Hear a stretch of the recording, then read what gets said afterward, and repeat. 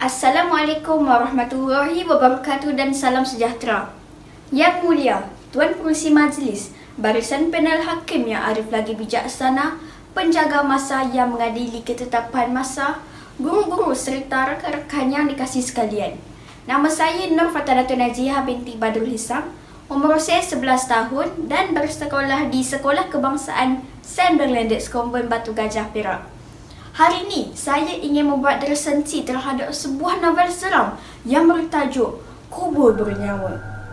Novel ini ditulis oleh Abrizak Aminuddin yang dilahirkan pada 28 Februari 1977 di Pulau Pinang.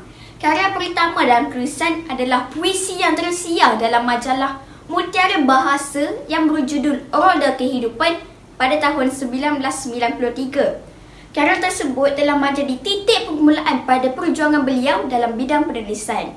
Seterusnya, lahirlah novel pertamanya pada tahun 2004. Pencapaian yang tertinggi diperolehinya dalam bidang penulisan ialah Anugerah Penulis Prolific Buku Prima pada tahun 2014. Antara novel-novel yang terkenal dan diulang cetak ialah Hanya di Kau, Jangan Kau Tangisi, Kejap Ada, Kejap Tak Ada dan Kubur Bernyawa.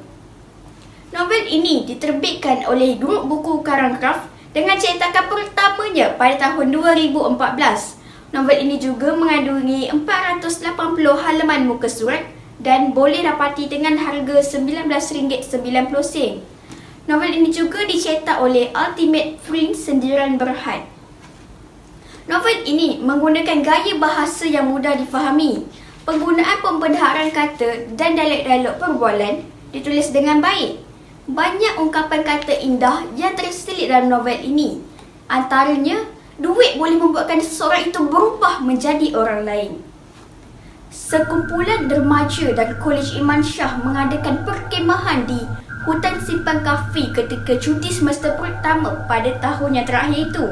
Asalnya, mereka ingin menenangkan fikiran sebelum menempuhi semester terakhir.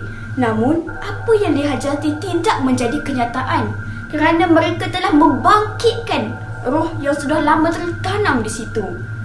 Bermula dari situ, mereka terpaksa menempuhi episod yang seterusnya kerana roh yang sudah dibangkitkan itu sering mengganggu mereka. Pada pendapat saya, novel ini sesuai untuk generasi muda membacanya kerana dapat meningkatkan semangat dan motivasi di dalam jiwa mereka. Keistimewaan yang pertama bagi novel ini adalah pengutaran tema yang baik oleh pengarang, iaitu mengisahkan tentang keberanian anak-anak muda menghadapi gangguan syaitan dan iblis dengan mengamalkan ilmu agama.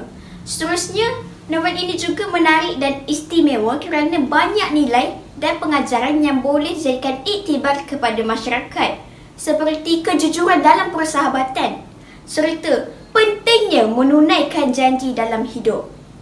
Pada pendapat saya, dari segi fizikal, novel ini mudah dibawa ke mana-mana sahaja.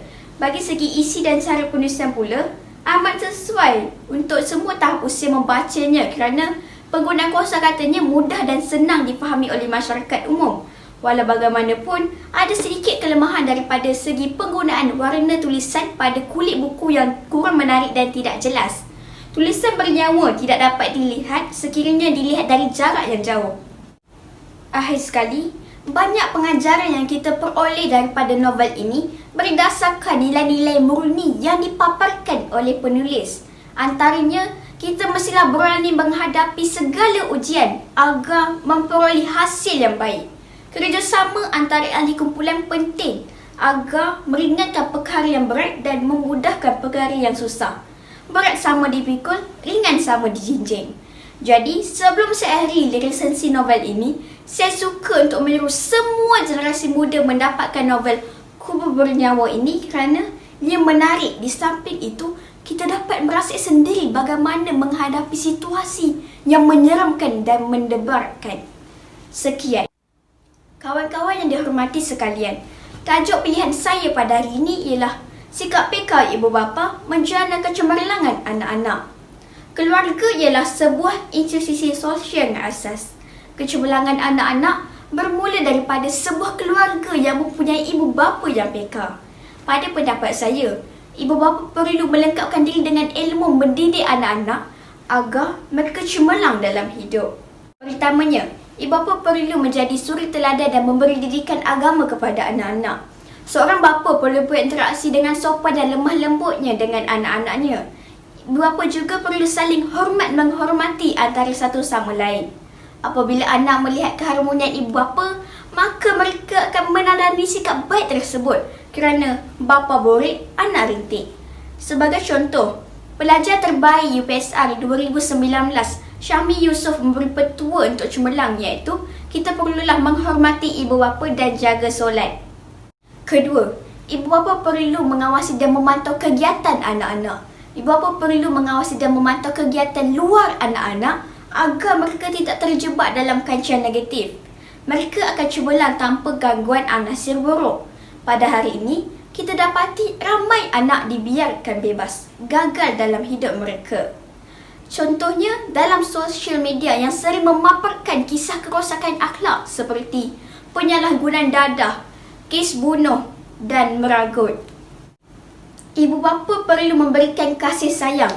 Hukama Arab pernah mengatakan anak-anak yang kehilangan kasih sayang adalah yatim. Ibu bapa perlu meluangkan masa yang berkualiti bersama-sama dengan anak-anak. Ibu bapa yang dekat dengan anak-anak akan membuatkan mereka bahagia. Ini akan menjadikan tumpuan mereka dalam pelajaran akan lebih baik dan seterusnya mereka akan cemerlang dalam akademik. Kesimpulannya, ibu bapa perlu menjadi tunjang utama dalam menentukan kecemerlangan anak-anak.